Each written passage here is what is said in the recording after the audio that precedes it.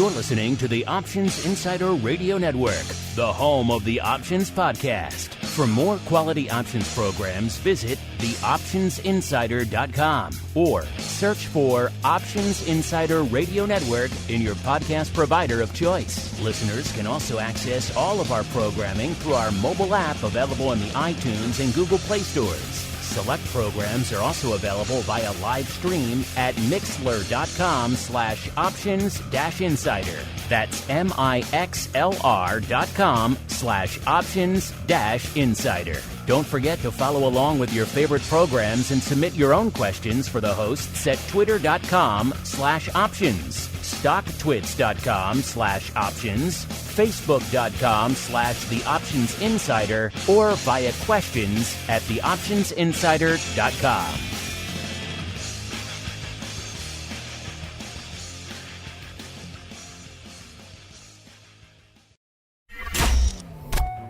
Bitcoin, Ether, Solana, Doge, and more. Cryptocurrencies and digital assets are taking the financial world by storm. This exploding market provides everything a savvy trader needs: volatility, volume, and liquidity, provided you know how to find it. That's where we come in. Welcome to the Crypto Rundown. Each week, we'll break down the latest trading activity, trends, and developments throughout the world's leading crypto derivatives markets. If it's moving the crypto markets, then you'll find it on the Crypto Rundown. The Crypto Rundown is brought to you by Amber Data. If you're entering the digital asset class, you'll need access to granular on-chain and market data from multiple venues to power research, trading, risk management, and compliance. Amber Data delivers comprehensive data and insights into blockchain networks, crypto markets, and decentralized finance, empowering financial institutions to apply traditional finance methods to digital assets. Amber Data eliminates the infrastructure setup, integration challenges, and maintenance headaches to access digital asset data, reducing cost and time to market to enter the digital asset class. Learn more and download their digital asset data guide at www.amberdata.io.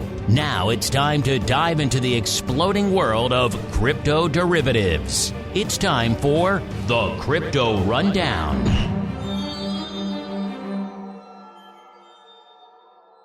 All right, everybody, let's do it. Let's dive on into the world of all things crypto derivatives because it is time for the Crypto Rundown. My name, of course, Mark Longo. I will be your host, your guide, leading you to the world of all things crypto. Having all sorts of fun here on the show today. Of course, if you like what you hear, no matter where you get it, on demand, on your platform of choice, or via our app, wherever you get the show, do keep rating and reviewing. It really does help new folks discover the show. If you're listening via the app, just, of course, leave a rating in the old app store. It helps new people discover the content all the time. And speaking of discovering content, if you want to discover even more content than just a Crypto Rundown, A, of course, check out the full network. And then B, you can go above and beyond and upgrade to the pro side, where now, of course, that gives you access to all of the great exclusive pro content we're doing here, including great pro Q&As. A lot of them have been in the crypto realm. So a lot of great pro Q&A sessions we have already in that feed for you to check out over there, as well as Options Oddities, where we break down the week that was from a weird trades and trends perspective. Of course, you get live access to this, everything else we do. And if you join quickly, you get your name entered into the hat for the drawing for the January Pro Trading Crate that will expire at the end of the day tomorrow. So got to be active in the month of January on the pro side to have your name in the hat to win fabulous prizes. And let's see who's joining me today to help us all win with some crypto knowledge, holding down the hot seat out here this week. Our old friend, Mr. Bill Ulivieri from Cenacle Capital Management. Mr. Bill, welcome back to the Crypto Rundown, sir. It has been too long. Thanks for the welcome, warm welcome, and it's great to be with you in 2023, Mark. Yes, a new year kicking off. I just checked, and you haven't joined us since November of last year, so it's been a little while, Mr. Bill. So before we get into the fun from this week and everything, let's start looking back a little bit. As you look back on the mad topsy-turvy year that was 2022, sir, what really stands out to you on the crypto side? What were the major trends or trades or developments, or what really resonates to you at the end of the day when you look back on the year that was crypto 2022, sir? You know, honestly, Mark, it was bittersweet. I mean, on the positive side, we had big firms like BlackRock, JP Morgan, Goldman Sachs, PayPal, MasterCard, all these mega companies, right, moving into the cryptocurrency space, into blockchain. Adoption has definitely took a step up in terms of the media and what was out there. On the bad side was the Bernie Madoff-like event with the FTX exchange, with the Grayscale Bitcoin Trust, again, which we own for clients, trading at a larger discount because it was uncertain as to who was holding what tokens, how Grayscale might be affected by that, as well as Coinbase, and every platform, every exchange, everything that touched crypto was in a really weird place. So again, it was we kind of live by the sword and die by the sword in this space. And, I think most people would say that last year was really tough emotionally and financially, in the cryptocurrency space. Yeah, we certainly hit the highest of highs and the lowest of lows last year in the crypto market, not just from a price perspective, but certainly on the low side from a trust perspective. A lot of people having their faith in the crypto ecosystem shaken a little bit last year, Mr. Bill. All right, let's dive into all the fun stuff that's lighting up now. Let's dive into the Bitcoin breakdown. It's time to explore the latest trending activity, trends, and developments across the world's leading crypto market. It's time for the Bitcoin Breakdown. All right, everybody, welcome to the Bitcoin Breakdown, the portion of the show where we break down all the action in the world's leading digital asset. Yep, we're talking about the big dog, which is Bitcoin, a wee bit smaller, just a smidge from where it was this time last week. Of course, talking on the show last week, it was all about just the massive run-up we've seen out there in all things Bitcoin and indeed crypto since we kicked off the year. This week, hitting the pause button a little bit out there. At the end of our last show, we were at 22,751. Coming into the start of the show today, 22,727. So down almost 24 handles from where we were this time last week. But other than that, not a heck of a lot of difference, even though they tried to rally it, listeners. They tried to push it. It got as high as almost 24,000, 23,902. That was just last night, Sunday night, and the low came a few days after our show on Wednesday, 22,434. So a decent little range over there, listeners, about 1,500 handles. That's nothing to sneeze at out there in Bitcoin land. Of course, we've seen crazier ranges. We've seen crazier days even than that, but still interesting stuff nonetheless. Before I get into all the vol and everything else, Mr. Bill, it has been an intriguing kickoff to the year here for the crypto folks out there. Mostly rallies across the board, including in the big dog Bitcoin. What is catching your eye out there these days, Mr. Bill, as Bitcoin continues to move northward, even though maybe hitting the pause button a little bit this week? Well, what is coming to my attention, Mark, honestly, are two things. And I think everybody's watching these, at least I am. One is, of course, the Bitcoin stock to flow ratio, which is that economic model, forecasting model that predicts or forecasts that Bitcoin will be at X amount per token by an X certain date, right? So right now, we undershot our target huge. So Bitcoin was expected to be around $109,000 per token on January 7th, say the first week in 2023. It's traded about 17,000 coming into the first of this year. So, but we're seeing an uptick. We're seeing like this positive movement, this slope in the stock to flow ratio. So I think a lot of people are holding their breath as to say, is Bitcoin, even though it's behind its ball and it's done this before, could it potentially hit its stock to flow ratio in 2023 at around $110,000? Well, that would be an impressive move if they made it all the way up. It's not unprecedented because remember, COVID was trading $4,800 during the pandemic, and then it went up to $60,000, at the end of it. So it's not like it hasn't happened before. 2022, I called the year of extremes.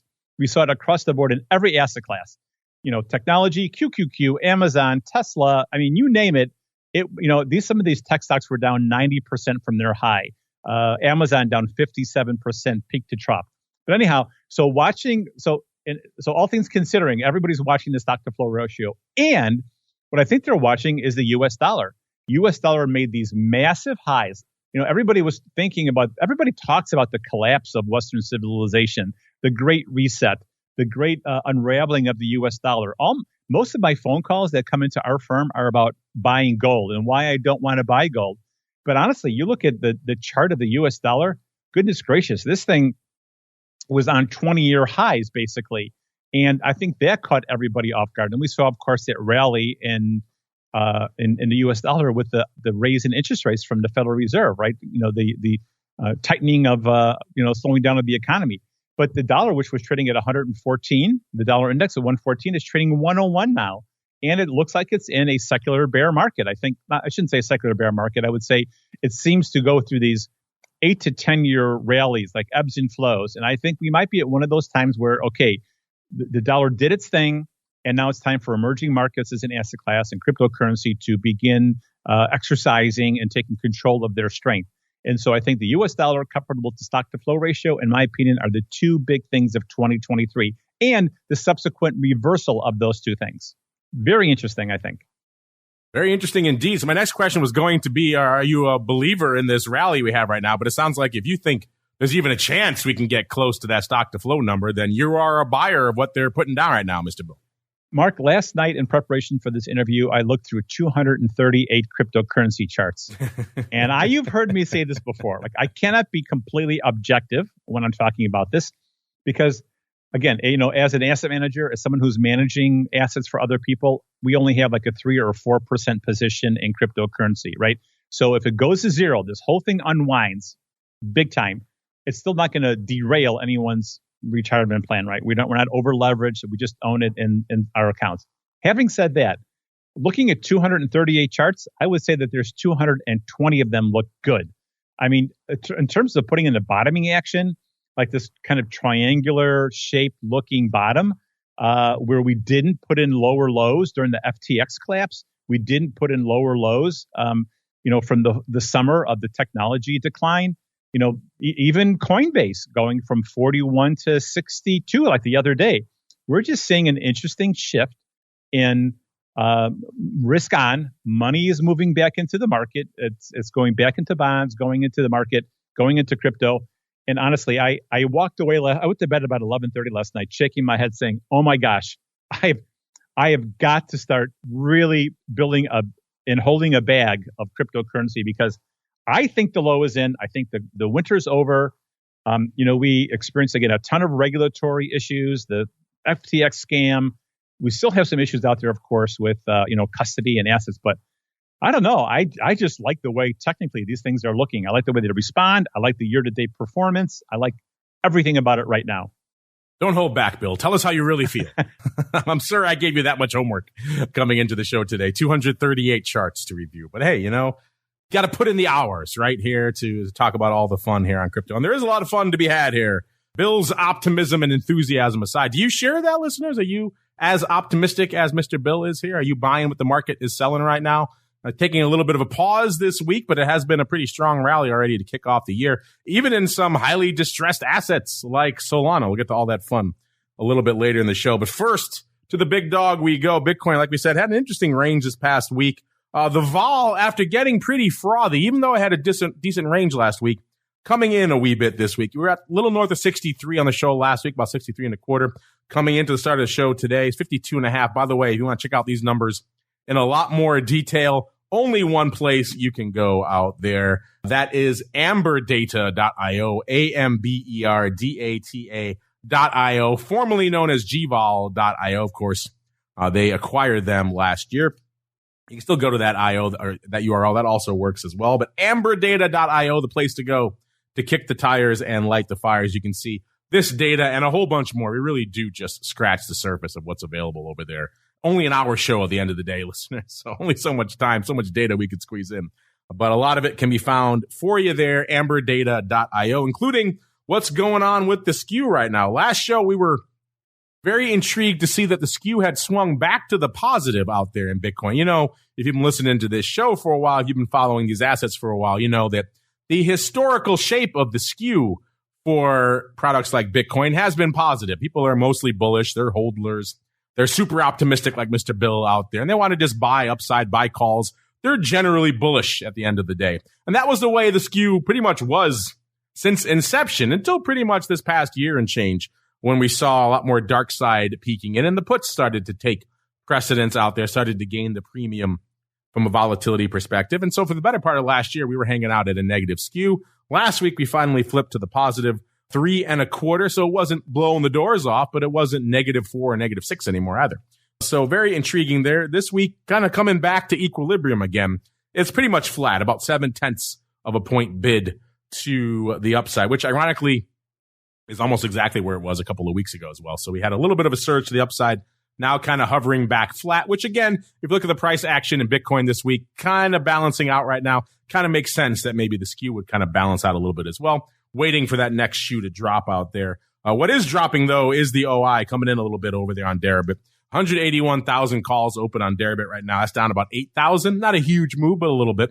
The put's down to about 76,000. That's down about 6,000. We're still hanging out at a little bit more, about almost 2.5 to 1 calls over puts, which is historically about the right range there for Bitcoin options over there on Deribit.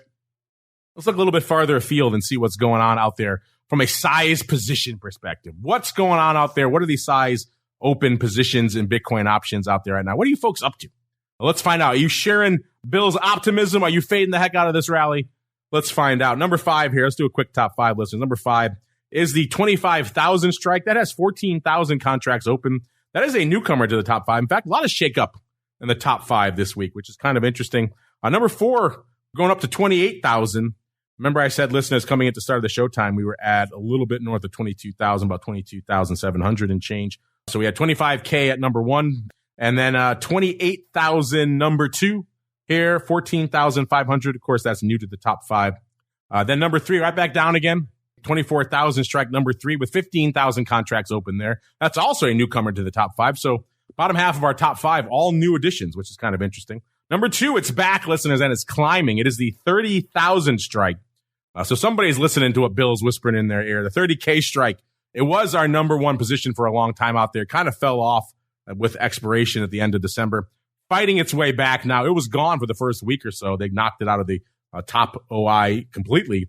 Now it has 17,000 contracts open. It's up nearly 2,000, about 1,800 contracts piling back in this week. So slowly climbing back up the ranks, all the way back up to number 2 right now. If it wants to take the number 1 spot, what does it have to replace? It's the 23,000 strike, 17,500 contracts open. That's up about 3,700 from this time last week. So again, 23,000 strike. Pretty close to at the money right now, which is interesting. And also, I like to see that. I mean, I know the crazy outlandish strike, 60,000, 100,000 that used to be open for side. Those are all fun to talk about on the show here, but it's nice to see. I think it makes for a more healthy ecosystem when we have the at the money strike lighting it up as opposed to these, shall we say, obscure strike. Mr. Bill, what are your thoughts on everything I was putting down there? Are you A, surprised that we've seen so much shakeup out there in the Bitcoin size positions? And B, it is a bit of a shakeup in and of itself to see pretty much the at-the-money strike now dominating the options positions, where in the past, when you'd come and join me on the show a year or 2 ago, it would all be, shall we say, ridiculous nonsense. Not seeing that right now. Well, Mike, I'm trying to think, back to the days of the trading floor where, we had a risk manager who would say, you've got to buy in the wings if you're going to be short all the at-the-money stuff and options. And then you had those times where people were selling butterflies and they were buying at the money and then selling the wings. And I look at the skew chart at the CBOE. They have an index. It's a skew index.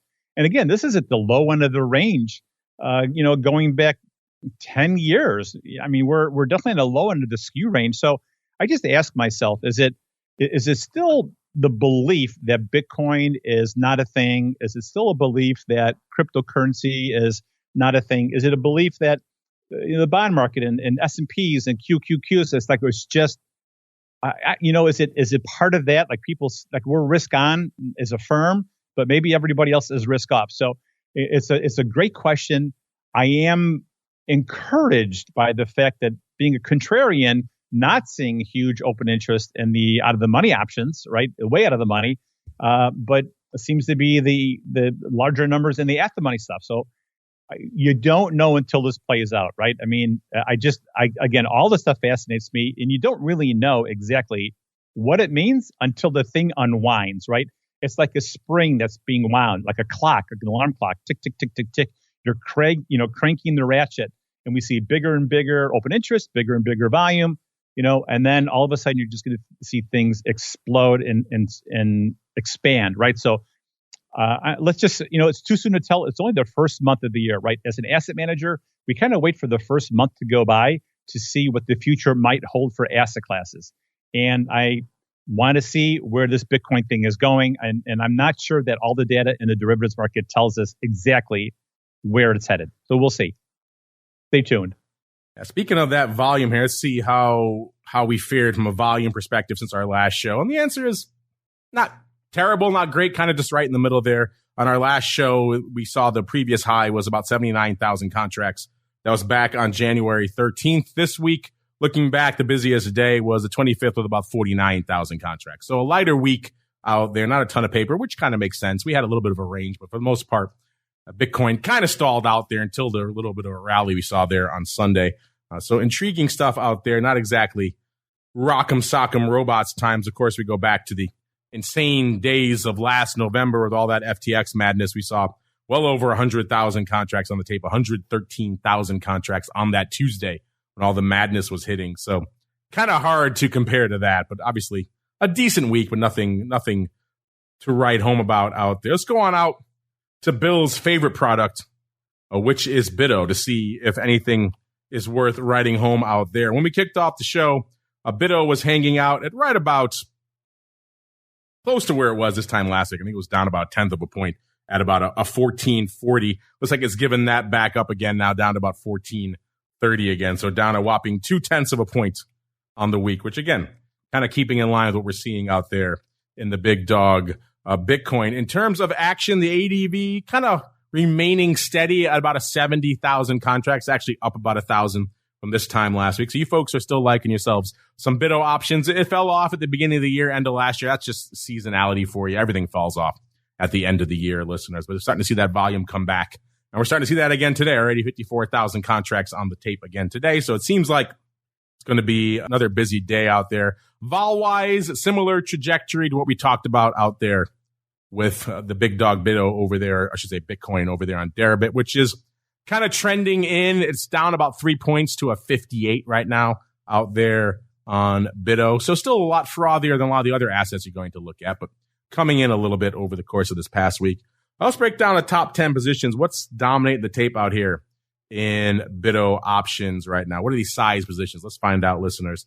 Let's go to number 10. We got about 9,000 of the Jan 15 calls. So again, we're hanging out at about a 1430. So 15 would qualify as a little bit of upside. Number 9, we got 10,000 as well of the Feb 21. So even more upside there, listeners. Number 8, 11,000 of the March 11 puts. So all over the place here. Number 7, 11,000 as well of the March 11 calls. So a lot of action on the 11 strike. Maybe similar size as well. Maybe some straddles going up on that strike as well. Interesting stuff. Number 6, 12,000 of the June 10 puts. Previously, going into December expiration, everyone and their mother loved the 10 strike. There were tons of 10 puts open across the board. A lot of that paper rolled off the board with December. I've been waiting for it to kind of reestablish, but of course, Bitto's been shooting north, so maybe the 10 strike not quite as attractive to sell or to buy as it was, let's say, a month and change ago. Right now, 12,000 only of the June 10 puts open. That's also the only 10 strike in our top 10 here, so that's kind of interesting. Number 5, 13, almost 14,000 of the June 20 calls. Number 4, 13,000 as well of the March 9 puts. Number 3, 16,500 of the June 5 puts. Number 2, 17,000 of the March 14 calls. And the number 1 size position right now in Bitto options, listeners, are the June. These are actually end of month. These aren't the traditional monthly. They expire on the 30th. The June 30th 8 puts, 25,000 of those are open out there, which is kind of an interesting print. I'm going to look right now to see if I can see where that was open. Looks like most of that was open, listeners, right at the end of the year, December 27th to be precise. It's like someone came in and traded a whole bunch of them for prices between $1.10 and $1.15. Hard to tell. Let's see. Looks like they may have. Looks like some of the earlier prints were hitting the bid. So it looks like that probably. It looks like the vol came in during the day as well. So it looks like probably sales, but it's kind of hard to tell. Really have to dig in and went in a lot of different chunks. Either way, the 8 puts, they got $1.10 for them. You're going out pretty far. You're going all the way out to June, but still intriguing stuff Mr. Bill, I know you've been slowly coming over to the dark side of all things Bitto out there. What are your thoughts on Bitto these days? Have you started to warm up to it? And what are your thoughts on these crazy June 8 puts topping the list this week, sir? Puts are schmutz, we used to say on the trading floor, right? Listen, all these products are very close to each other in performance, but also sub 39.7%. Bitto is up 40.46%. The Bitwise products up 79, 80% on their crypto index. Grayscale funds up between 49 and 65%. So there still isn't not a lot of places to go if you want this kind of exposure to Bitcoin and cryptocurrency. But again, I think that the derivatives market is really exciting. I think that as little by little these ETFs, come on board, you're going to see this volume and open interest just explode. And it's still so early in the game. Am I surprised that these 8 puts are, going to go out worthless? I guess at least no. I guess I'm not surprised based on looking at the chart patterns and where we were and what might be going on. Again, great opportunity for investors to just do cash secured put strategies or covered call, the same thing as a covered call strategy in their IRAs or 401ks. From a 35,000 point view, I love the whole thing, right? But if you're going to ask me to pick a strike, whether it's going to be in or out of the money or it's going to come in or not, I mean, we all know, or at least the CBOE would say that 80% of all options expire worthless. Statistically, maybe a little bit less than that. So we just kind of go with that. We know what we're doing. We know what we're getting into when we sit to the table, right, of options buying and selling. And, we just have to, let the buyer and let the investor and speculator, just take note of how these things move. But no, I guess I'm not. I'm excited globally, but, I'm not a big short put seller kind of guy. Generally, I'm more of a buy ETF, buy the put, for some downside protection. Generically, in the big picture. You're on the march to 100K. You don't want no stinking 8 puts. That's beneath you, Bill. Chicken feed. Chicken feed. Instead, we're going to keep on marching right on into the altcoin universe. It's time to move beyond Bitcoin and find out what's moving the rest of the crypto marketplace. It's time to boldly venture into the altcoin universe. All right, everybody, welcome to the altcoin universe, the portion of the show where we explore everything outside of the big dog, which is Bitcoin, except for right now when we look at the top 10 from a market cap perspective right now, listeners. Let's see if there are any interesting shakeups we could find out here. Number 10, we have Polygon holding down the number 10 spot. $9.5 billion is what it cost you to break into the top 10 right now, listeners. That's actually up a wee bit from where it was. It was $8 billion, if not a little bit shy of that, not too long ago. So that, again, reflects the broad rally we've seen across most of the crypto space. Number 9, our old friend Doge, $11.5 billion. Number 8, Cardano, $12.8 billion worth of market cap. Number 7, Binance USD, $15.4 billion. Number 6, XRP, hanging out at pretty much $20 billion exactly. Don't see that too often. Number 5, USD coin, we got 42, almost 43 billion. Number 4, BNB, 48 billion. Number 3 is Tether, 67, almost 68 billion. Number 2, it's ETH, 190 billion. And number 1, the big dog, which is Bitcoin, 441 million, down slightly here on the week. Let's go on out to our old friend ETH, also down a wee bit this week. At the end of our last show, was hanging out a little bit shy of 16 and a quarter, about 16.23. Coming into today's show, right around 15 and a half, puts it down about 72, almost 73 handles from where it was this time last week. So taking a bit of a respite out there in the ETH land, and the range is pretty much reflecting that as well. The low was on last Tuesday, so right after our show, 1535, excuse me. And then the high was about 16 and a half, 1654 to be precise. That also coming on the big run up we saw this past Sunday. So, Mr. Bill, when you're not looking at Bitcoin marching inevitably towards 100K, what's catching your eye out there in the land of ETH, sir? Well, really interesting you brought that up, because Ethereum again is the number 2. It's the silver to Bitcoin being gold. And if you just do some very simple technical analysis and you draw like a 45-degree trend line, a negative sloping descending escalator, right, from the highs in 2021 to the current price now, the downtrend in Ethereum is absolutely clear to see. I mean, there's no doubt about what's happening. But we just rallied to the bottom of that trend line. And if we break, the 1660, 1700, maybe 1800 area, then I would say that trend line has been definitely breached and that a new uptrend is in the works. So I'm kind of watching a little bit close here.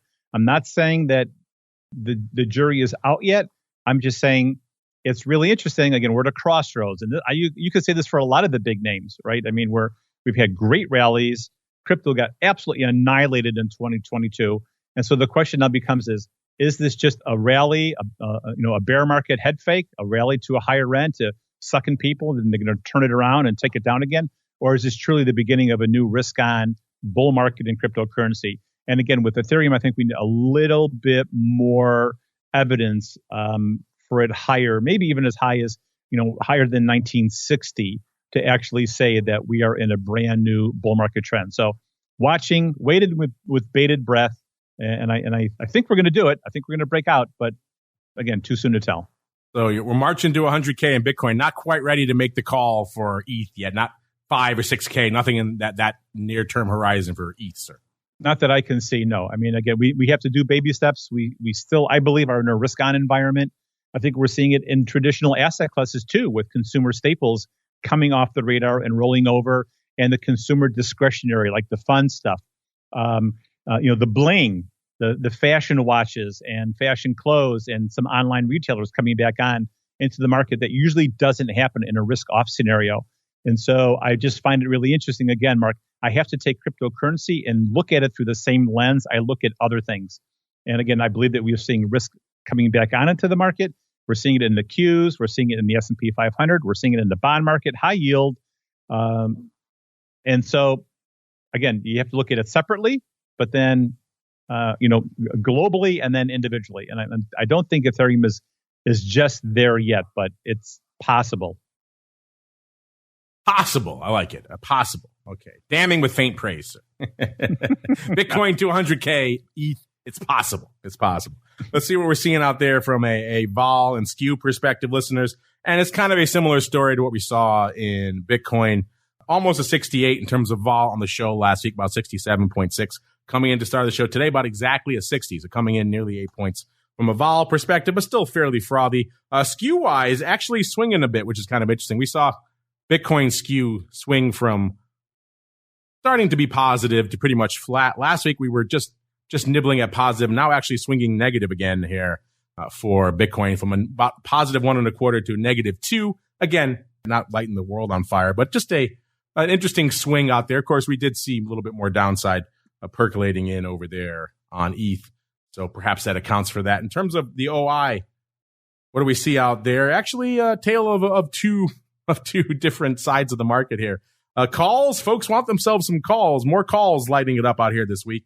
There's about 2.3 million calls open. It's up about 300,000 from this time last week. So calls continuing to grow in open interest. Meanwhile, nobody wants to touch puts. Puts, 655,000 contracts open on there. That's down 55,000 from this time last week. So we saw that call to put ratio come in markedly after December expiration. It is starting to widen out again here, where we're looking at levels of not quite 4-1, but starting to get in that ballpark, listeners. So, which is kind of where we were hanging out for a while there. So intriguing stuff nonetheless. Let's go look at the top 5 positions, see where you folks are lining up. What is open for size out there in ETH options right now? And we have an interesting smattering here of relevant strikes, I would say, and then, shall we say, optimistic. Let's start on the optimistic front. Number 5, the 3,500 strike that has 172,000 contracts open. It's up about 4,000 from this time last week. Number 4, we have the 1,500 strike. So just slotting in there, pretty much the at-the-money strike right now. That's 166,000 contracts open there. That's a newcomer to our top 5 list. Number 3, we have the 1,600 strike, so right above it, our former pretty much at-the-money strike. That has 182,000 contracts open. That's down about 12,500 from this time last week.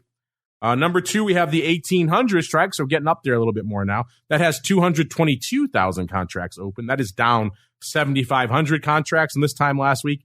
And the big dog out there in ETH options this week, how long were we talking about the 3,000s, listeners, right? Remember the D's 3,000s? It was dominating the tape. It was dominating the OI. Those have since rolled off the board. But you know what's still left, listeners, are the 4,000s. 240,000 of those are still open. They're still holding down the number one spot, even though they are literally unched from this time last week. So no one's really piling into new 4,000s right now. But there are still a bunch left over, and they're still sitting there. So whereas everyone seemed content to pile into the 3,000s expiring in December, the 4,000s are obviously longer term, and they're still open for size, 240,000. No one's coming to take those off yet. And they weren't really coming to take much off in the intervening week either. The volume wasn't really blowing the doors off this past week in ETH. The busiest day we saw was January 27th with 307,000 contracts lighting up the tape out there, listeners. Mr. Bill, you said earlier in the show you were looking at somewhere around 250 charts to get ready for the show today. So now a lot of our listeners are curious when we start talking about the altcoin universe. You always have some other intriguing altcoin that you're keeping your eye on. So what is lighting up your tape outside of ETH in the altcoin universe this week, sir? Would you hate me if I said all of them? Okay. And I would hang up on you right now, sir. Okay. Listen, I am looking at my year-to-date returns on Keep Network, Solana, Ocean Protocol, Audius, Decentraland, Render Token, Waves, Harmony, Avalanche, Helium, Axe Infinity, Hedera Hashgraph. They're all north of 90% in the last month. There is maybe of 238 cryptocurrencies, there's like two are down, right? Natural gas is down 36% year to date, and I've got Bitcoin up 36% year to date. So I'm saying that this is what makes me so bullish on crypto right now is that virtually every single token I look at, it has a positive 2023 year-to-date return of between 220% and 10%, right? And I find that really, really interesting. Even the worst token is up 3%, 4%. It's up half as much as the S&P 500, right? I mean, and I also said in the beginning of this episode, like asset managers look to see what happens in the first month of the year as a forecast, as a foretelling of what could be going on in the future of 2023. Where are asset managers putting their money? From my perspective, they're clearly putting it into cryptocurrency, they're putting it into risk-on assets, and they're putting it into emerging markets and consumer discretionary. How could you say, with all the talk of recession, higher interest rates, all this bad news that's out there, why are people abandoning consumer staples, right? The food and beverage and washing machines and things that we need for bling and higher end luxury brands? Well, why? Because they're down like 40% from their high. And it's just an interesting place to put money. So from my perspective, honestly, Mark, I right hand to God, I went through 238 charts last night. There was only a handful that didn't look like a bottoming formation from a point and figure, from a charting technical standpoint. And I think that you have to buy the dips and sell the rips, as they used to say. Because again, even globally, because we've had such a great rally in the last month, cryptocurrency is a bit overdone on a weekly basis. I mean, it's probably as high now on a technical basis as it was, say, at the end of 2021. So I think the low is in. I wouldn't be imprudent about buying crypto. I'm not saying you got to go all in. I'm just saying that you've got to, in my opinion, buy the sell-offs, buy the dips, sell the rips until further notice. And I think that will make for a very profitable trading and scalping opportunity for 2023. Does your love for all things altcoin, does that extend out to Solana? Obviously, we saw Solana get pretty beat up post FTX. FTX very, very firmly linked to the Solana ecosystem out there. It ended the year below $10. And now here we are. Last show was $24 again. It's given up about almost not even a buck of that. It's about 23.5 kicking off the show this week. So down about 60 odd cents this week. But are you intrigued by all things Solana? I know a lot of people really got spooked by it after all that FTX stuff. They kind of washed their hands of it. That's why I was a little surprised to see how aggressive the resurgence has been out there. Have you been watching this? What are your thoughts on all this upside we've seen in Solana of late? Yeah, I have been, because again, I think history got future decisions, right? And at least it helps me make those decisions. And there's still so many developers building on the Solana network that this was just an unwinding of leverage. This had to happen. I'm kind of glad it happened, although I don't want anybody to lose money. Don't get me wrong. Like, I don't want mean, there's a lot of people lost a lot of money in the FTX thing, and my heart goes out to them. It really does. At the same time, I asked myself, wow, this was a massive unwinding of cryptocurrency, whether it's Coinbase, GBTC, Solana, like all these tokens down 60, 70, 80, 90, 95% from their high. But from what I was able to, I spent a couple of hours digging into Solana after our November show, and it seems to be still a very positive, excellent protocol that developers are building stuff on, and building is still getting done. And was this just a margin call, right? Remember on the trading floor, we'd have the risk managers come down with a stick or a bullwhip and get the leveraged traders out of the pit, right? Closing only, I don't care what you pay. And I'm wondering if that didn't happen, at the end of last year. So yeah, I have it, Solana around $26.26 per token, up 8% today, right? I think that's the number I'm getting. And so will it recoup and recover its all-time high? I'm not sure, Mark. All I'm saying is that I do like this sense of capitulation I saw across the entire asset class, and that I'm encouraged by. Yeah, looking back, you don't have to go back too far to see the all-time high for Solana. It was April 3rd of last year, 136 and about 3/4, listeners. So obviously fell far from that. It is still very far from that, but obviously a little bit above its right about $10 of looks like 965 or so was the low that it got to right at the end of the year, beginning of this year. But yeah, interesting stuff. We even started talking about Solana more on the show. We kind of dialed it back because the future seemed very uncertain, and there was a lot of legitimate questions about what was going on out there in the Solana ecosystem. So we kind of dialed it back. We didn't want to be seen as promoting or even really discussing a lot of an asset that maybe had some legitimate questions about it.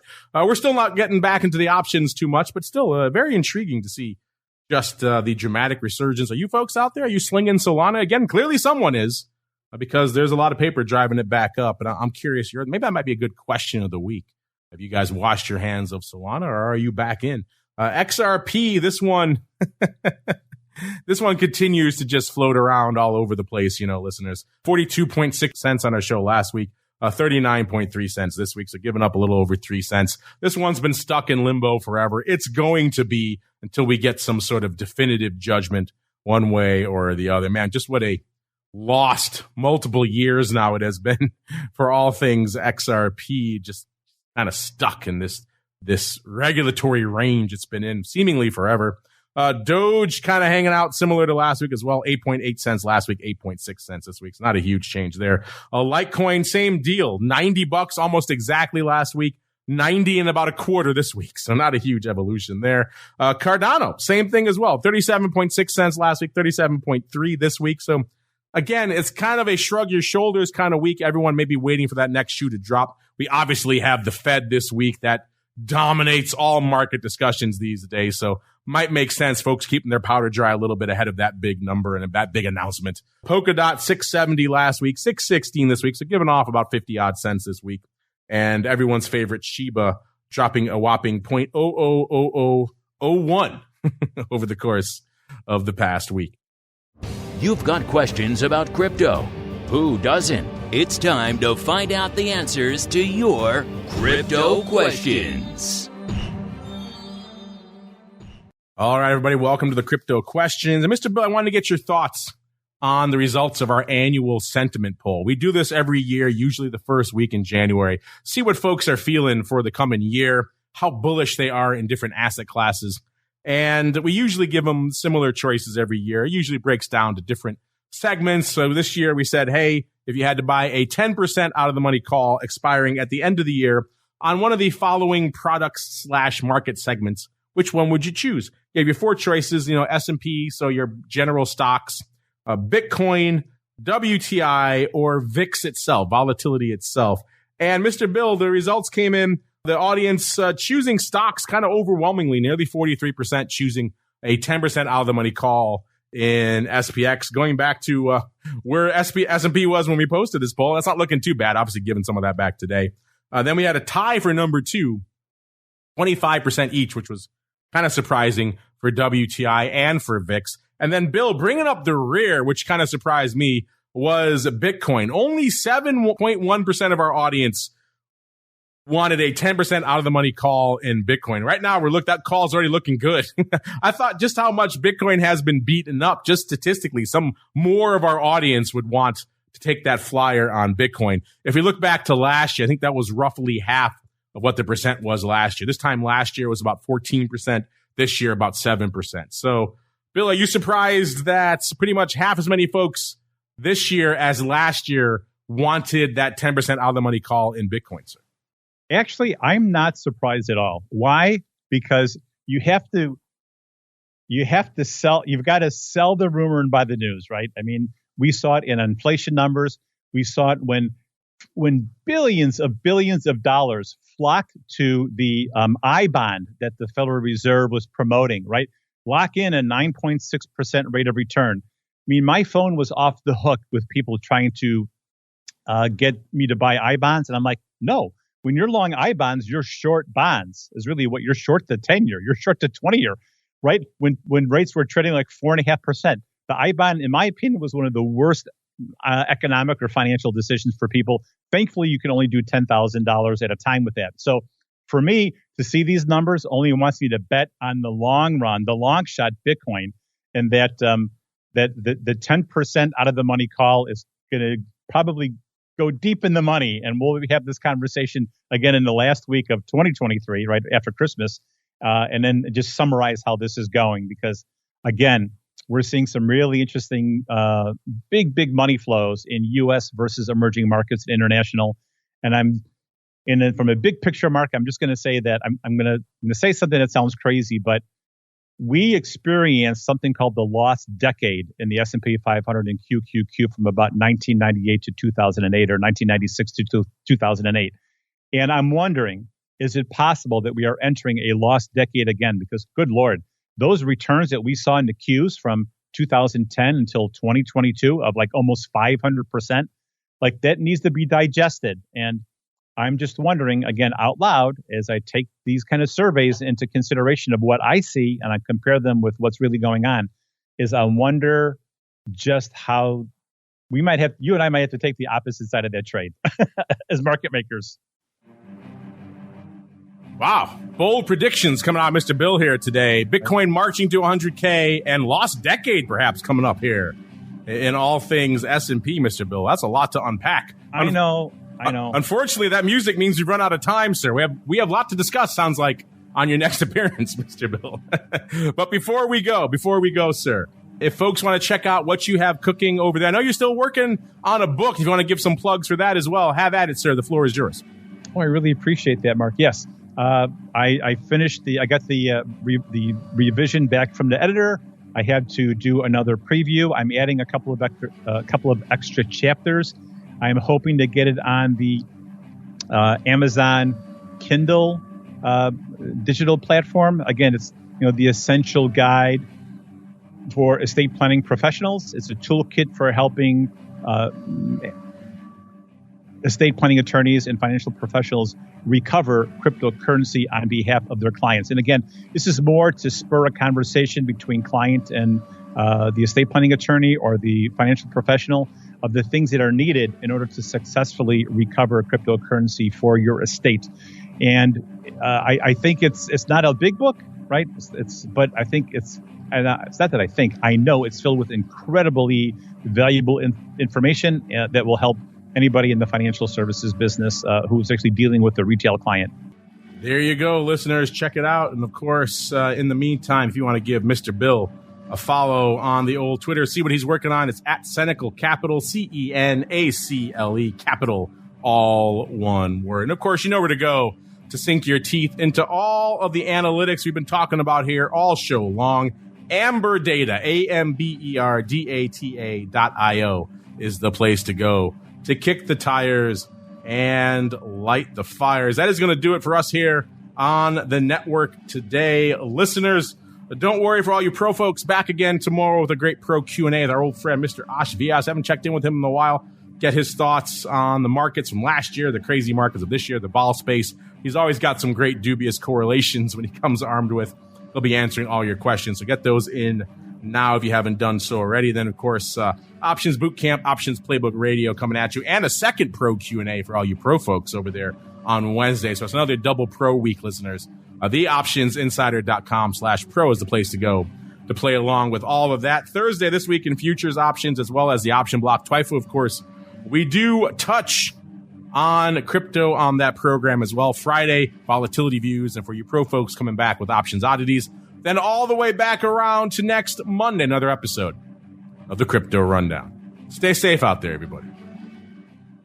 The Crypto Rundown is brought to you by Amber Data. If you're entering the digital asset class, you'll need access to granular on-chain and market data from multiple venues to power research, trading, risk management, and compliance. Amber Data delivers comprehensive data and insights into blockchain networks, crypto markets, and decentralized finance, empowering financial institutions to apply traditional finance methods to digital assets. Amber Data eliminates the infrastructure setup, integration challenges, and maintenance headaches to access digital asset data, reducing cost and time to market to enter the digital asset class. Learn more and download their digital asset data guide at www.amberdata.io.